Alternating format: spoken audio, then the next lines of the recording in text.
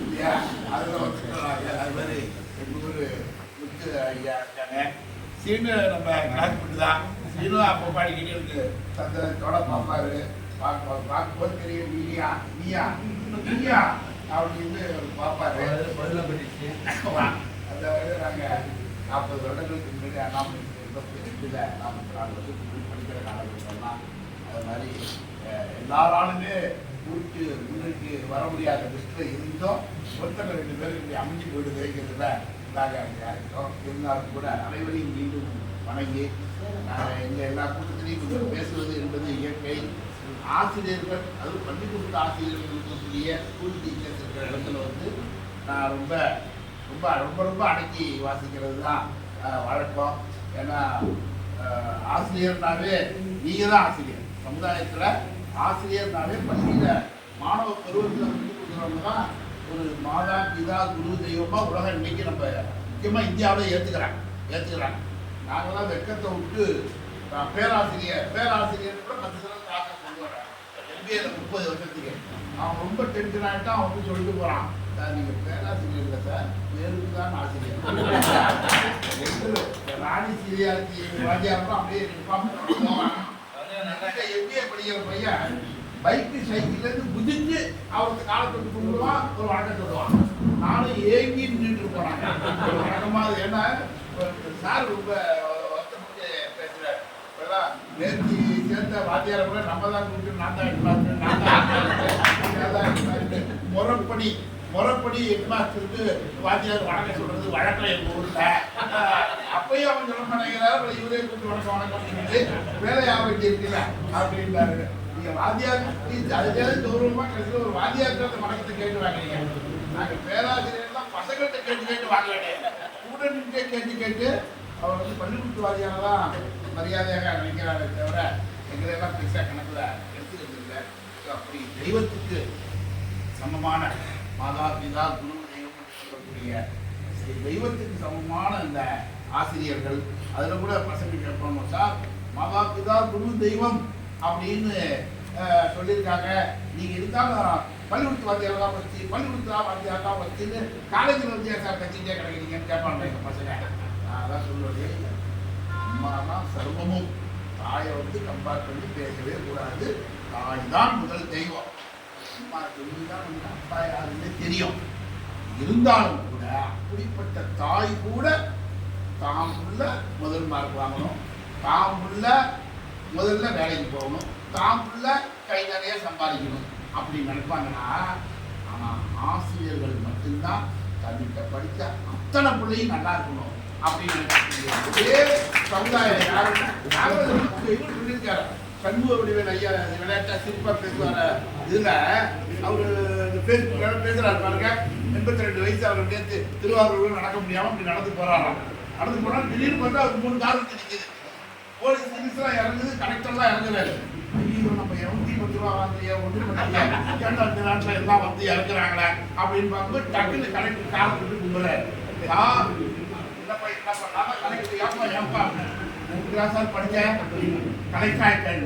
ஆனால் ஒரு விளையாட்டு வாத்தியாருக்கு தெரியும், அவர் மனசுல நடத்திட்டாராம், இவன் நம்மகிட்ட படிக்காம இருந்தான்னு நல்ல வேலைக்கு கிடைக்கிறான், என்னவோ நம்மகிட்ட படிச்சதாக கலெக்டர் ஆகிற மாதிரி சொல்கிறான். சரி நல்லா இது போல போலீஸில் இடத்த காலி பண்ணிட்டீங்க அப்படின்னு சொல்லிட்டு அவருக்கு அப்பா நான் அந்த சந்தோஷம் அவருக்கு எவ்வளோ நான் இருந்துதான் 1 நிமிஷம் தான் இருக்கணும். 1 நிமிஷம் கழிச்சு அப்படியே திருவாரூர் பத்தாண்டு நடந்திருக்காரு. 10,000 பேர் இருந்திருக்காரு. படவாசல் பார்த்து தான் போயிருக்காரு. 10,000 பேர் இருந்திருக்காங்க. அவர் சொன்னதான் சொல்கிறேன். 10,000 யூடியூப்ல இருக்கு. 10,000 பேர் இருந்திருக்காங்க. நல்ல வெயில் சித்திரை மாதம் 10,000 பேர் ஒரு மூலையிலேருந்து ஒரு சட்டைலாம் கிழிஞ்சதுலாம் அப்படி ஆகி பைத்தியம் முடிச்சு போய் அப்படியே ரோட்டில் நிற்கிறான். அவன் அங்கேருந்து கத்துறான், சார் உங்கள்கிட்ட தான் படித்தேன், சார் உங்கள்கிட்ட தான் படித்தேன். கலெக்டர் மூஞ்சி கூட ஞாபகம் இல்லை, மூஞ்சி என் கிளாஸுக்கு ஞாபகம் இருக்கு. போய் கேட்டா அவனுக்கு என்னடா 20 ரூபா. நான் படவாசி போயிட்டு வரும்போது வேற 10,000 பேர் நிற்பான். திருப்பி உங்கள்கிட்ட தான் படித்தேன், அவங்கள்ட்ட படித்தேன் கட்டாது 20 ரூபா. அவங்க சொல்லியிருக்கேன், நீ கேட்டு பண்ணேன் எதுக்காக சொல்ல வரேன்னு கேட்டீங்கன்னா, நம்மகிட்ட படித்த மாணவர் நல்ல நிலைமையில இருக்கா நம்ம ஜெயிலுக்கு போயிருப்போம், கஷ்டப்பட்டுருப்போம், போராட்டம் பண்ணியிருப்போம், சம்பளம் வராமல் இருந்திருப்போம், பெனிஃபிட் வராமல் இருக்கும், 1000 கஷ்டங்களுக்கு இடையில மாணவர்களை உருவாக்கும் போது அந்த மாணவர்கள் பிரமாதமாக வாழ்க்கையில் வரும்போது நமக்கு கிடைக்கக்கூடிய மிகப்பெரிய சந்தோஷம் அதுதான். அதே சமயம் நம்மகிட்ட படித்து ஒருத்தர் 2 பேர் அப்படியே விளையாட்டா வீணா போட்டான் அப்படின்னு சொன்னால் வருத்தப்படக்கூடியவர்களும் ஆசிரியர். அதனால மாதா பிதா குரு தெய்வத்துக்கு முன்னால் இருக்கக்கூடிய பள்ளி ஆசிரியர்கள் தான் தெய்வம். அப்படிப்பட்டவர்கள் நீங்கள் 5 பேர் ரிட்டையர் ஆகிறாங்க. உங்களுக்கு இனிமேல் கை வைக்கிறதுலேருந்து ஒரு விளக்கு மனதார கை தட்டுறாங்க. இந்த கையெழுத்து போடுறதுலேருந்து ஒரு சில போனா ஏமாடா ரைட்டா என்னாச்சு என்ன டீச்சர் அப்படின்ட்டு விட்டுவார் போல இருக்கு. சில பேர்லாம் அதை நம்மகிட்ட 5 நிமிஷம் லேட்டாக வந்தது மட்டாயம் பகாதம் பாடுபட்டு வேலை பார்க்கறவங்க கஷ்டம் தானே. அது மாதிரிலாம் அந்த மாதிரி பிரச்சனைகள்லாம் உங்களுக்கு பெரிய அவசரமாக அவன் பைக்கில் வருது, அவசரமாக வண்டியில் வர்றது. சில வாத்தியாரை பார்த்தீங்கன்னா ரோட்டில் புடிச்சு முன்னாடி பைக்கில் சண்டை பண்ணிட்டே குத்திக்கிட்டே வராங்க. டைம் ஆகிடுச்சு, வண்டி அடிக்காங்க, வண்டி எடுக்காம லேட்டாக இருக்கு. அங்கே போய் இங்கே உருட்ட கஷ்டம் எனக்கு, அங்கே போனால் அவர்கிட்ட கஷ்டம், 1000 ப்ராப்ளம் போட்டு சண்டையோடய போவாங்க பாருங்க. இது எல்லாத்துலேருந்து மிகப்பெரிய விடுதலை விடுதலை விடுதலை ரொம்ப ஹாப்பியாக நிறைய உழைச்சிருக்கீங்க. ரொம்ப அதனால தான் பார்த்தீங்கன்னா நமக்கு கூட அவருக்கு விடுதலை 7 பேர் பண்ணி யாராவது வருவீங்களான்னு இப்பயே ஆசைப்படுறாங்க. அதெல்லாம் நிறைய பேர் ஒருவரும் சொல்லி அந்த அதே மாதிரி சாரு எங்கேயோ ஜெயிலை பற்றி சொல்லிட்டு எங்கேயோ போயிட்டாரு. அதுவும் அவரு சொல்லியிருப்பாங்க, நீங்கள் கவனிச்சிங்களா எப்படியான்னு தெரியல. சர்பத்தில் உங்களுக்கு பேசுவதாக நினைக்கிறேன். இதுக்கெல்லாம் போகக்கூடாது ஒரு வீட்டில் ஒய்ஃபு சொல்லி கொடுத்துருப்பாங்க. இது போய் ஜெயிலு இதெல்லாம் போய் மாட்டிக்காது சொல்லி கொடுத்த ஒய்ஃபை அன்றைக்கெல்லாம் போராட்டம் திருவாரூர் நடந்துதான். ஆனால் இவர் எஸ்கேப் ஆகி வீட்டில் இருந்திருக்காரு. ஒய்ஃபு மறந்துட்டு என்ன பண்ணுறாங்கன்னா ஜெமினி காட்டிட்டு 5 ரூபாய்க்கு காட்டுத்தீர் வாங்கிட்டு வந்துருக்காரு வீட்டுக்காரங்க. தங்குவாடி வேணும்.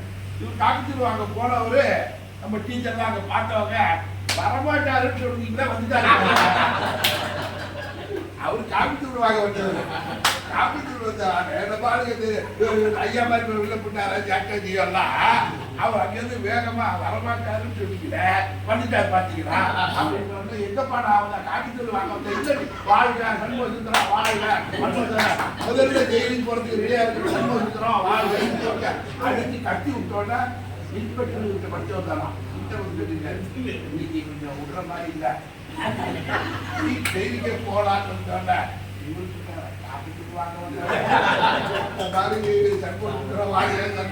வாங்க கட்டுறாங்கன்னா என்ன பண்றது? இப்ப கூட ஒண்ணுதான் நம்ம போலீஸ் மரத்து மாதிரி நிற்கிறோம் அப்படின்னா மான பிரச்சனை ஆயிடும். அவர் சொன்ன மாதிரி இவ்வளவு வருஷம் கழிச்சு தாக்கல் இருக்குன்னு சொல்லுவாரு. போயிட்டாரு 25 நாளா 25 நாள் தான் ஜெயிக்கிற திருச்சியில் இருந்திருக்காரு, எல்லாம் இருந்துச்சுலாம் வந்துட்டாரு. வந்த பிறகு ஏதோ மசில நீடாமங்கலம் போயிருக்காரு திருவாரூர்ல இருந்து. வந்து 3 பேர் உட்கார்ந்த சீட்ல இவரும் இன்னொரு விவசாயி உட்கார்ந்துருக்காங்க. இவரும் ஜாலியா பேச, மழை வெள்ளம் பற்றி பேச, விதையை பற்றி பேச, அறுவடை பேச, அவரு பேச பிரமாமா பேசிட்டு வந்திருக்காங்க. நடுவுல குடவாசல் ஏறிருக்கான் பஸ்ல. ஏறிட்டு பார்த்தோன்னு வாத்தியாரை பார்த்தோன்னே ஆசிரியரே இங்கே புலவரா இங்கே உட்காந்துருக்கீங்க பாருங்க, நம்ம 2 பேரும் ஜெயில இருந்த மாதிரி ஞாபகம் இருக்கா, ஜெயில இருக்க ஞாபகம் இருக்கா அப்படின்னு அந்த விவசாயி சட்டை அழிச்சு பட்டெல்லாம் இவ்வளவு நாள் ஜாலியா கையை ஆட்டி பேசிட்டு இருந்தவரு இப்படி அழுத்தி கொடுத்து ஒரு 2 பேரும் எதை சொல்லிட்டு ஜெயிலுக்கெல்லாம் சொல்லிட்டு இப்படி பிடிச்சவரு ஊருக்கு பற்றி இறங்குற வரையும் கையை எடுக்கவே இல்லையா. அரிசால கையை எடுக்காம எதை பிட்பாக்கெட் எடுத்துருவாங்களோ எதுக்கு போனாங்க ஜெயிலுக்கு தெரியாம அவர் ரொம்ப வருத்தப்பட்டு அது வந்து அவர் இருக்கிறதான் சொல்றேன். ரொம்ப அருமையாக எவ்வளோ கஷ்டப்பட்டுருக்காங்க சொல்றோம். ஜெயிலுக்கு போறோம் அன்னைக்கு கஷ்டம் அவர்லாம் முடிஞ்சு போனா கூட எத்தனை வருஷம் முடிச்சு நம்ம விருத்தாச்சலம் போறோம், ஜெயங்கொண்டம் போறோம்னா போகும்போதெல்லாம் வேற கொலைகேசில் உள்ள வந்தவங்கன்னா நம்மளை பார்த்து நம்ம ஜெயிலில் இருந்த மாதிரி ஞாபகம் இருக்காங்கன்னா இது நம்ம வீட்டில் பொண்ணு கொடுக்குற இடத்துல வந்து என்ன நினைச்சு பாருங்க. நம்ம பொண்ணுக்கு பையனுக்கு பேசுற இடத்துல இது மாதிரி ஒருத்தர் உள்ள நுழைஞ்சிட்டான்னு வச்சுக்க நுழைஞ்சிட்டு நம்ம ஜெயிலில் இருந்த மாதிரி ஞாபகம் இருக்காங்கன்னா இந்த பொண்ணு கொடுப்பாங்க நம்ம பிள்ளைக்கு எவ்வளோ கஷ்டங்கள் எவ்வளோ கஷ்டங்கள் அவங்க எல்லாம் அனுபவிச்சிருக்காங்க அப்படிங்கிறதுக்காக சொல்லுவார். அப்படிப்பட்ட இது வந்து ஒரு சொந்தமாக பாடம் நடத்தணுமா அதோட போயிடாம கூட இருக்கக்கூடிய சக ஆசிரியர்களுக்கெல்லாம் எந்த ஒரு பிரச்சனையும் இந்த நாளும் வராமல் இருக்க வேண்டும் என்பதற்கெல்லாம் நீங்கள் நிறைய வேலைகள் செஞ்சுருக்கீங்க. அதுவும் இந்த நான் ஒரு ராணிஸ்திலாம் நினைக்கிறேன் ஒரு தடவை ரிட்டையர் ஆன போது இன்னொரு வாய் சும்மா இல்லாமல் பேசி முடிஞ்ச பிறகு அவங்க தனியாக போய் ஒருத்தர் பேசிவிட்டாங்க. சார் கண்டிப்பாக உழைச்ச வாத்தியாராச்சே, இதுக்கப்புறம் பொழுது எப்படி சார் போவோம் அப்படின்னு ஒரு வார்த்தை கேட்டேன். நான் பாருங்க அந்த பேர் ஆனவங்களுக்கு ஒரு விளையாடு. அவர் சொன்னார், இந்த என்னுடைய 30 ஆண்டு அனுபவத்தில் எனக்கு ரொம்ப பிடிச்ச புத்தகம்னு ஒரு 5000 புத்தகம் இருக்கு. 5000 புத்தகம் இருக்கு. அதில் ரொம்ப ரொம்ப பிடிச்சதுன்னு ஒரு 500 வாங்கி 3 பேரை போட்டு வச்சுட்டேன். அதுக்கு நான் ஒரு கணக்கு வச்சிருக்கேன். ஒரு பக்கம் இன்னொரு படிக்கிற மாதிரி, பத்திரிக்கை படிக்கிற மாதிரி, படிக்கிற மாதிரி, கிளாஸுக்கு படிக்கிற மாதிரிலாம் கிடையாது. அதை என்ஜாய் பண்ணி படிக்கணும். அந்த மாதிரி என்ஜாய் பண்ணி படிச்சேன்னா அவர் சொல்றாரு 42 வருஷம் அவர் தேர்ந்தாங்க. அவருக்கு வச்சிருக்க புத்தகத்தை அவர் கேட்கிறாரு, என்னால யாராவது கிடைக்கலாம், பொண்ணு கிடைக்கலாம், மருமகள் கிடைக்கலாம், இன்னொரு வாத்தியார் கிடைக்கலாம், ஒன்று போய் படிப்பேன், அதை என்ஜாய் பண்ணுவது தெரியாது. அதனால யாருக்கும் கிடைச்சது. ஆனா எனக்கு தேவை 42 வருஷம். 42 வருஷம் கண்டு தெரியாதுமா, புத்தகத்தை வீரர் வந்து தெரியுமா, எனக்கு ஆண்டவன் அதை கொடுத்தா போதும், ஆயுசு 10 ஆயுசு தெரியாம பொழுது போகுது கேட்ட போவேன். நமக்கே ஒரு யோசனை சொன்ன மாதிரி அழகா சொன்ன. இன்னொரு இடத்துல இன்னொருத்தர் சொன்ன ரொம்ப அருமையா, அவருக்கு கிட்ட ஒரு 3000 4000, அதாவது என்னுடைய 30 ஆண்டு காலத்துல ஆயிரக்கணக்கான பேரோட நான் நட்பு, சொந்தக்காரங்க, கடன் வாங்கினவன், கடன் கொடுத்தவன், பிடிச்சவன், பிடிக்காதவன் அப்படின்னு நிறைய இருக்கு. இருந்தாலும் ஒரு 550 பேரோட வச்சிருக்கேன். எந்த வாழ்க்கையில் என்னன்னா, இவர் என்னுடைய நல்ல நண்பர், ரொம்ப நாளாச்சு சேலத்தில் இருக்க. என் ஆசை என்னன்னா, ஒரே ஒரு 5 ரூபா பிஸ்கட் ஒன்று வாங்கி அவருக்கு தகுந்த நேரத்தில் போய் அவர் வீட்டில் போய் ஒரு 15 நிமிஷம் அவர்கிட்ட பேசிட்டு அவரோட ஒரு போட்டோ எடுத்துட்டு அவ்வளோதான். இதை மாதிரி இந்த 500 லட்சம் பேரையும் பார்க்கறதுக்கு அவருக்கு திருப்பி ஒரு 50 வருஷம் தேவைதான். ஏன்னா அவரை ஊரை சுற்றி 120 பேர் தான் இருக்காங்க. பேச அக்கம் பக்கம் பக்கத்து வீட்டில் இருக்கான், அவங்க நான் பேசுறது இல்லை. பக்கத்து வீட்டோடு நான் பேசுறது இல்லை. அவன் தான் வீட்டை ஏற்றிட்டே இருக்கான், அவனை பேசுறது இல்லை. எனக்கு உடன் கூட காற்றை போய் பார்த்தேன்னா, யாரை போய் பேசுனேன்னா என்ன அறியாம எனக்கு ஒரு சந்தோஷமோ, என் கிளாஸ்மேட்டா இருப்பான், அல்லது என் கூட படிச்சவராக இருப்பான், இல்லை சீனியரா இருப்பான், ஏதோ ஒரு கல்யாணத்தில் ஒரு அவசரத்தை உதவி பண்ணவனா இருப்பான். அப்படி அந்த 500 லட்சம் பேரை நான் கண்ணாட பார்க்கறதுக்கு 40-50 வருஷம் வந்துட்டேன். அதே மாதிரி இன்னொருத்தர் வந்து இந்தியாவில் இருக்கிற எல்லா கோவில்கள், சர்ச்சு, மாஸ், எனக்கு ஆரம்பத்தில் கோயில் தான் பிடிக்கும், சர்ச்சு தான் பிடிக்குங்கிற காலம்லாம் எனக்கு மாறி போச்சு. எல்லாமே கடவுளா தெரியுது. 60 வயசு ஆகி போச்சு. இது எல்லாத்தையும் போய் நான் என்னுடைய பென்ஷன் பணத்தில் முடிஞ்சப்பெல்லாம் போய் பார்த்துட்டு வரேன். அவர் கணக்கு போட்டு சொல்றாரு, இந்தியாவுக்குள்ள போயிட்டு வந்து அங்கே ஒரு 100 வருஷம் தேவைதான், 100 வருஷம் தேவைதான். அவர் சுத்திக்கிறதுக்காக சொல்லிட்டு அவர் சொல்றாரு, நான் வந்து இங்கே பக்கத்தில் இருக்கிற மதுரைக்கு பக்கத்தில் இருக்க அழகர் கோயிலுக்கே போகிறேன். அழகர் கோயிலுக்கே போவார் ஆள், மீனாட்சி அம்மன் கோயில் போயிருக்காங்க. நான் இவ்வளவு இந்தியாவில் பார்க்கணும்னா 100 வருஷம் தேவைப்படுத்துங்க. அதாவது பேரானவங்களுக்கு நீங்கள் பல்லாண்டு வாழணும்னு நாங்கள் அத்தனை பேர் சாராவும் வேண்டிக்கிறோம். இந்த மாதிரி உங்களுடைய ஆசை என்ன இருக்குன்னு தெரியல. எல்லாமே இது மாதிரி 40 வருஷம் ஆசை, 50 வருஷம் ஆசையாக தான் இருக்கும். ஆனால் உங்களுக்கு பெரிய நல்ல விஷயம் என்னன்னா, நீங்கள் 5 பேர் யாராவது எக்ஸ்ட்ரா இருக்கேன்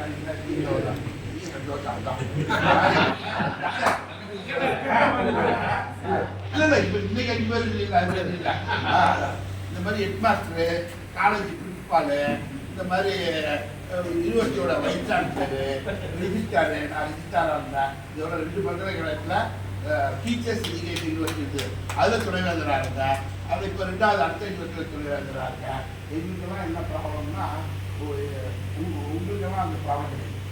நாங்களாம் ரிட்டையர் ஆகிட்டோம்னா இப்போ நாங்களாம் மாத மரியாதைலாம் போட்டு அனுப்பிட்டாங்க. இந்த மாதிரி ஒரு ரிட்டையர் ஆனது ரிஜிஸ்டார் டிசியாக அது அக்டா இருக்கிறது.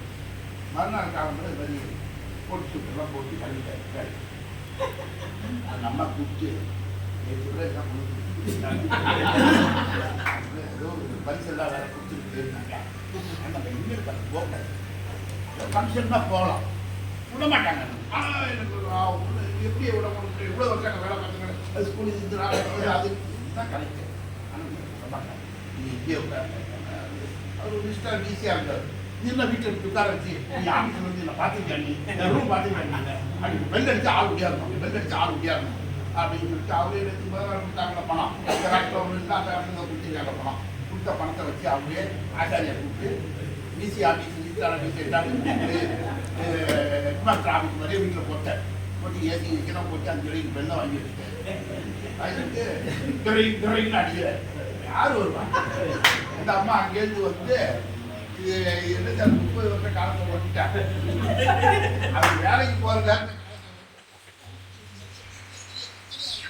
என்ன காரணம் சொல்லிட்டு ஜாயிவாங்க ஒருக்க நமக்கு தெரியல, நம்ம வந்து மனசை மாற்றுவோம்னு சொல்லிட்டு அப்புறம் என்ன பண்ணியாங்க, நம்ம பக்கத்து தெருவில் குழந்தை பிறந்த நம்ம போய் பார்த்துட்டு போகணும்னா சரி போகணும்ல, இல்லை வரலன்னு சொல்லணும்ல.